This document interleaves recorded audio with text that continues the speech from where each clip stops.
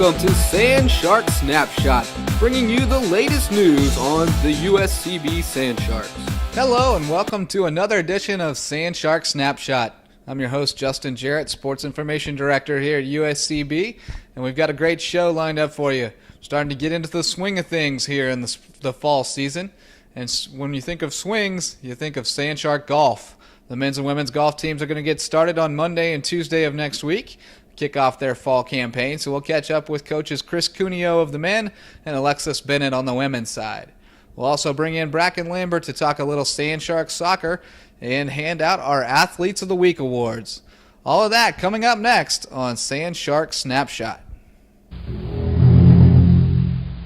Well, welcome back to Sand Shark Snapshot, joined now by USCB men's golf coach, Chris Cuneo, and Chris's Sand Sharks are about ready to get the season started, off to Sea Island on Monday and Tuesday to start things off, and a few new faces. I know that last season was a bit of a disappointment by your lofty standards. Still finished in the top 25, but not in the national championship. So I know you're looking forward to getting back there this year. And tell us about some of the guys who are going to help you do that. Yeah, that's right. This year we're looking really strong, a lot stronger than last year. You know, the roster's just a lot deeper. Some of the new guys I have, some of the new recruits this year, really putting pressure on the guys returning. And there's been some really good play so far in the first couple of qualifiers we've had. Our first event coming up is the Coastal Georgia Invitational. That's coming Monday, Tuesday of next week down at the lovely Sea Island Resort. It's a great venue. The guys enjoy going down there. It's a nice, easy trip for us to get the year kicked off. Some good competition. Definitely some top 20 teams, a couple Division II teams that'll be there. But as far as new guys making an impact so far, Chandler Vilcek transferred in actually last spring. He's a local from Bluffton, transferred in from Division I Louisiana Tech. Thrilled to have him. He's a tremendous player. He was an excellent junior player coming out of high school. So I'm thrilled to have him. Returning starters include senior Brian Langley, who had a chance to win quite a few tournaments last year, but ended up winning our tournament, Sand Shark Classic, out of Oldfield.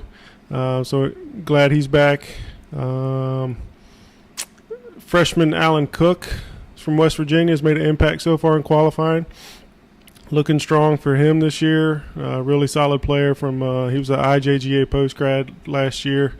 And then returning sophomores that got a bit of playing time last year, Brad Curran, Corey Cottrell, looking to continue the success that they had as freshmen last year, and really push his team forward this year. I definitely think if we finished 20th last year, there's no reason we shouldn't be.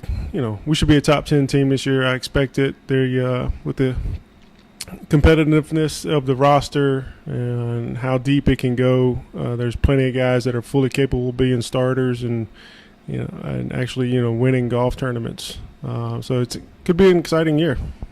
Well, we're definitely looking forward to that, and I'm familiar with Chandler as a local kid, Hilton Head Christian Academy. That's right. Great player, so looking forward to seeing him on the links again. And Brian, of course, Ryan Clancy had a great summer with a couple of wins up in Massachusetts. So that's right, yeah. Can't forget about Ryan. He won the Massachusetts Pub Links Championship, setting some course records. So I know he's excited about this year also, this being his senior year also, and making an impact on the team as well.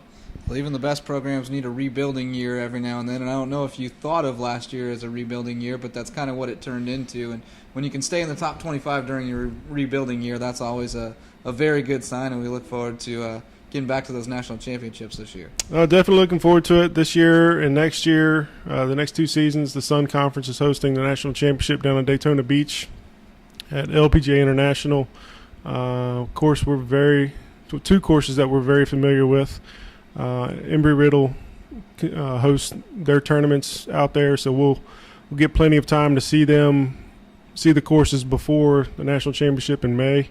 I'm just glad that the southeastern United States, where it's nice and sunny and warm, we'll be hosting a national championship so that we can actually pack shorts and T-shirts this time around. Save a little on the travel budget too. We've gone to the women have gone to Nebraska, South Dakota. The men have gone to Illinois and Oregon. So we've really traveled the country to play golf in May. So it's going to be nice to stay right here close to home. We could almost drive back and forth, sleep on our own bed if we wanted to, but I'm not. I'm not me.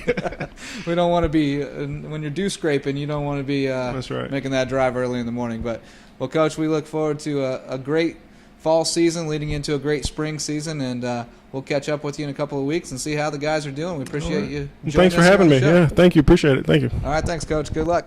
We'll be back with more on Sandshark Snapshot. Welcome back to Sandshark Snapshot. Justin Jarrett here, and joined now by our new women's golf coach at USCB, Alexis Bennett.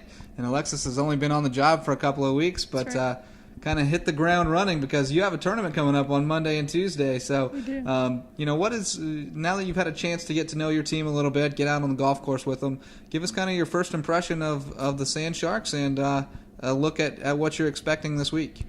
Well, first impressions are good. We got a good group of girls that work hard, both on and off the golf course. They're good students. They're good players. We've been working a lot on course management just because I haven't had a lot of time to see kind of the ins and outs of their swings and their games. So really trying to make an impact on kind of the finer points of short game and course management because we do have a tournament so quickly here in the season. We leave Sunday, as you said. So I'm really looking forward to it. We're not extremely deep. We only have 6 players, and one of them's ineligible. So we're traveling 5 and only have 5 to work with for this semester. So for only having 5, we're good. We're looking good. Well, I guess that makes it easy to fill out the lineup card, right? That's you know right. which 5 you're taking. Yeah, qualifying's not too intimidating this semester. That can be a good thing or a bad thing, I guess. That's Nobody true. to push anybody, but well, you've seen them. You've worked on the course management. That's obviously where you can shave those strokes in a hurry. I guess the one good thing is you do have some experience. I mean, most of the players have been here, have played in big tournaments, so you feel pretty confident about their mindset going into the season? Yeah, definitely. Like I said, we're not extremely deep, but I think that 1 through 3 is really going to be crucial with senior Kendra Collins and juniors Victoria DeGroot and Samantha O'Donnell. They're going to be our strongest players and really looking for some leadership out of them, and especially bringing the experience that they have playing in collegiate tournaments. The other 2 haven't traveled quite as much, so this is going to be kind of their first season of consistent travel. So I guess, when you only have 6 on the roster, that means you had to get right to the recruiting, too, start to build Right. that roster for next year. Yep. How's that transition gone for you, going from playing golf to now going out and recruiting golfers? It's a lot of fun. It's definitely very different. As you said, I have experience on the playing side. I was playing professionally, and so didn't have too much experience kind of looking for talent. But I think it's something that I picked up on easily. I've had good grades in college and kind of know what was important from a coaching standpoint. But it's fun to be on that side and be getting the emails and being able to give other students kind of the opportunity that I was given and to kind of make a difference in their golf careers and in their lives. Well, you've gotten to make yourself a new home out at Oldfield as well. First impressions of the home course for the USCB It's Sand unbelievable. Sharks? If anybody's been out there, you know what I'm talking about. I would buy any one of those houses if I could afford it. Wouldn't matter which one it was. It's a beautiful place and lots of pretty views while we're practicing, so nothing to complain about there. Well, thanks for joining us today, Alexis. We really appreciate it, and we'll catch Thanks up so with you much for again in having a me. week or 2 and see how the girls are doing, how the women are doing, and get a full report on the first couple of tournaments. And until then, we'll be back in a few moments to talk a little bit about Sand Shark soccer with Brackin Lambert. Hello, and welcome back to Sand Shark Snapshot. I'm your host, Justin Jarrett. Joined now by student assistant Brackin Lambert, our resident Sand Shark soccer expert. Going to talk a little footy, and unfortunately not great news to discuss this week because the only match of the week was a defeat, 2-0 at USC Aiken. But again, a 3-game losing streak, but I think a lot of positives to take away so far, and Coach Hemmerling still very happy with the way his team's playing despite the 1-3-1 record. That's right, JJ. We've played very well throughout the first 5 games of the year. Tough loss against Aiken this weekend, but that doesn't take away from how the Sand Sharks have been playing. They've had numerous opportunities and they just haven't fallen their way yet. It's going to take just some finishing, and like they'll get it together. It's a long season. We're only 5 games in, so I'm not too worried at all. If this was happening near the end of the year, I'd be a little bit more worried, but scoring opportunities are going to come, and they're definitely going to be ready for conference play coming up here in a few weeks. I think that's the important thing. Ed tried to go out and schedule a little tougher opponents early in the season this year. Feel like his team would be more prepared for conference play, and I think we definitely will see that. I think the teams we're playing here, Hastings, USC Aiken, we've got a Division I opponent coming up with Alabama State, some tough opponents, and I think it's really going to prepare us for not only the Embry-Riddle and Northwood, the top echelon, but that middle echelon, St. Thomas, SCAD, make us a little more confident that we can compete with a team of that caliber. So I'm looking forward to see where we kind of fall into that pecking order, but a few more non-conference games first to get under our belt. And it starts this week, Thursday afternoon against Bruton Parker, and I think it's safe to say that we need to end that 3-game losing streak. We need a win on Thursday, right? Oh, most definitely. It's never fun to lose games, and this program has had its fair share of tough losses sometimes, and I'm sure this last one was another tough loss, even though Aiken was very strong. But, Bruton Parker is going to be another tough test, but we're back home. We have a pretty good record at home. We play well at home, and we're just looking forward to seeing how the Sand Sharks bounce back. That's, like we said, it's a 3-game losing streak, and to have them come home, get a little bit of break. It's a 4-day week before the game, so just take the week, enjoy practice, and work hard to make sure that they come out with a victory. Whether what the score is a blowout or if it's a 1-0 victory, a victory is needed. Absolutely, it would be nice to get another one. Been sitting on 1 for a while now, so we're looking forward to getting to number 2. Well, we'll be back in a bit with a little more on Sand Shark Soccer, and we'll hand out our Athletes of the Week before we wrap things up here on Sand Shark Snapshot. Welcome back. That's just about going to do it for another episode of Sand Shark Snapshot, but as always, it's time to hand out those kudos, the Athletes of the Week, and only one team in action this week, the Sand Shark Soccer Squad, so we'll have to pick 2 from them and only one game to choose from, so a little bit difficult to come up with Athletes of the Week, but we've arrived at a consensus, and Brackin, I'll let you lead things off. All right. My Athlete of the Week is going to go out to our junior goalkeeper, Chelsea Mummert. She has played phenomenal all season long. The record, like we said, may not show it, but she has been phenomenal at making spectacular saves, making sure that what would look like sure-on goals are either corner kicks or goal kicks. I don't care. She has played phenomenal.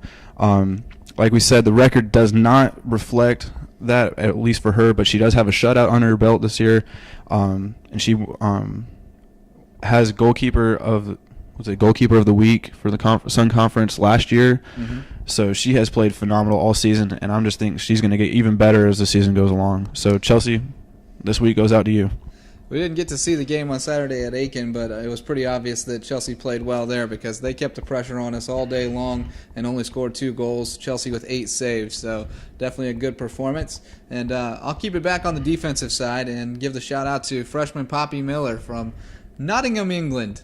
Poppy stepped into the starting lineup this week, played at center back, allowing Megan Benoist to move forward, and Coach Ed Hemmerling very praiseworthy of Poppy's play there in the center back position along with Shannon Blair. So we've got a new starting center back, an important position, and Megan Benoist able to move forward to the midfield then. Hopefully that'll give us a little more pop. She's got a big foot and scored a lot of goals in high school, so hopefully that'll get that offense going a little bit. And Ed's still kind of playing chess a little bit, moving those pieces around, trying to find the right combination that makes us the most successful. But congratulations to Poppy on a great performance, and we look forward to seeing her in the backfield on Thursday, see her do some more great things. Well, that's going to do it for this edition of Sand Shark Snapshot. We appreciate you joining us, and we look forward to seeing you again next week. We'll wrap up the week's events and look forward to the week ahead in USCB athletics. Until then, keep your fins up. This has been Sand Shark Snapshot, a production of the University of South Carolina Beaufort Athletics Department.